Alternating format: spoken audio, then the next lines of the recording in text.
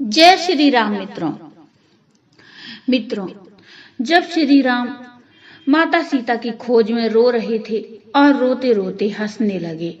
श्री रामायण के अरण्य कांड में एक प्रसंग आता है जब भगवान राम सीता जी के हरण हो जाने के बाद माता सीता को ढूंढते हुए विलाप कर रहे थे। नारद जी को बड़ा दुख हुआ। नारद जी ने मन में विचार किया कि भगवान से एक बार मिलना चाहिए। नारद जी भगवान के पास गए। उन्होंने देखा कि भगवान तो बैठे हुए मुस्कुरा रहे थे।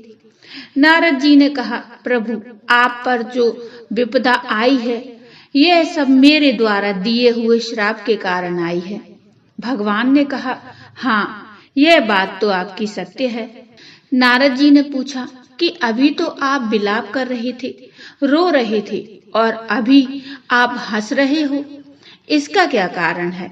भगवान कहने लगे, जो आपने कुछ समय पहले देखा वह मंच का कार्यक्रम था, लोगों के लिए था, पर्दे के सामने का दृश्य था, और अभी जो देख रहे हैं यह पर्दे के पीछे का दृश्य है।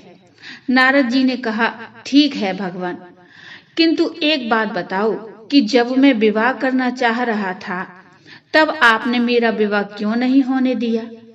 राम जी ने कहा कि देखो, बात यह है कि नारी में अवगुण है, नारी अवगुणों की खान है। नारद जी बोले, प्रभु, आपकी यह बात तो मेरी समझ में नहीं आई। अभी तो आप सीता जी के विरह में कह रहे थे, हाँ, गुणवान जानकी सीता। अभी तो आप सीता जी को गुणवान बताकर रो रहे थे, और अब आप कह रहे हो कि नारी अवगुणों की खान है।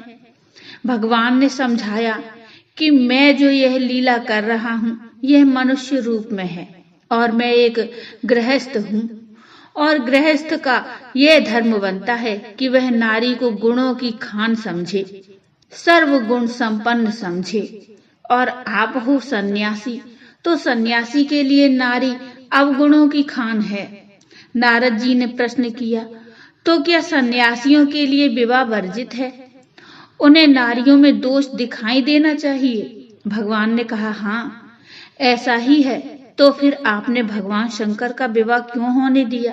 उनके तो तुमने हाथ जोड़े कि पार्वती जी से विवाह करो, और मेरा विवाह होने नहीं दिया। भगवान ने कहा कि ऐसा है, तुम मुझे क्या समझते हो?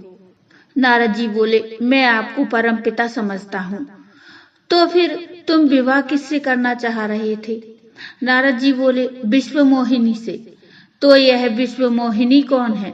नारद जी बोले, जिसने विश्व को, संसार को मोह रखा है। आपकी माया। भगवान ने कहा कि मैं कौन हूँ? नारद जी बोले, आप मायापति हो। तो जब तुम मुझे पिता मान रहे हो, मैं मायापति हूँ, तो उस हिसाब से यह माया तुम्हारी क्या हुई? नारद जी बोले, माता। तो क्या तुम अपनी माता से विवाह करोगे? मैंने इसलिए तुम्हारा विवाह नहीं होने दिया कि तुम नारद हो। भगवान ने नारद का अर्थ बताया। नारद, रद मतलब दांत, जिसके दांत भी ना हो। तुम एक बालक के समान हो। तुम्हें यह भी नहीं मालूम है कि किसके साथ विवाह करना चाहिए और किससे नहीं। तुम कह रहे हो कि शंकर भगवान का विवाह क्यों होने दिया, उनसे क्यों प्रार्थना की, तो वह भी मैं तुम्हें बताता हूँ। माता सती ने सीता का रूप धारण किया था, जो भगवान शंकर ने जान लिया कि माता सती ने जगत जननी सीता का रूप बनाया है, तो मैंने उनसे सती का त्याग करने का नहीं कहा था। उन्होंने स्वयं सती का त्याग कर दिया था, और उन सती का दूसरा जन्म हुआ जब वह पार्वती बनकर आई। तब मैंने शिव जी से कहा था कि पार्वती से विवाह कर लो। तब भी वह यह कह रहे थे कि प्रभु, यह उचित तो नहीं है, किंतु आपकी आज्ञा है, इसलिए मैं विवाह करूंगा। और सुनो, एक बात और देखो, भगवान शिव के विवाह में मैंने सभी देवताओं को कहा कि यह दूल्हा हम बारातियों के योग्य नहीं है। दूसरे के नगर में जाकर अपनी हंसी करवाओगे, सब अलग अलग हो जाओ। और मेरे कहने से सब देवता अलग अलग हो गए थे। उस समय मैंने ही शिव जी की हंसी उड़ाने का काम किया था। शिव जी अकेले रह गए थे, किंतु जब देखा कि शिव जी अकेले रहकर भी हंस रहे थे, कह रहे थे कि आपकी ऐसी इच्छा है तो मुझे यह भी स्वीकार है, और मैंने तुम्हारी थोड़ी सी हंसी उड़ा दी तो तुमने श्राप दे दिया। बस नारद जी, यही कारण है कि मैंने तुम्हारा विवाह इसलिए नहीं होने दिया कि तुम मेरे बेटे हो और तुम अपनी माता से ही विवाह करने की जिद कर रहे थे, और शिव जी से विवाह का आग्रह इसलिए किया कि वह मेरे कारण अलग हुए थे, तो उन्हें मिलाना भी मेरा ही काम था। इस तरह श्री राम जी ने नारद जी के मन में उठ रहे प्रश्नों का समाधान करके उन्हें संतुष्ट किया।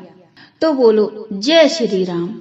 मित्रों, ये छोटा सा प्रसंग आपको कैसा लगा मुझे कमेंट में बताइए। कमेंट में जय श्री राम अवश्य लिखिए। प्रसंग अच्छा लगा हो तो लाइक करिए और चैनल को सब्सक्राइब कर लीजिए। मिलते हैं एक नई कथा, नया प्रसंग लेकर, तब तक के लिए जय श्री राम।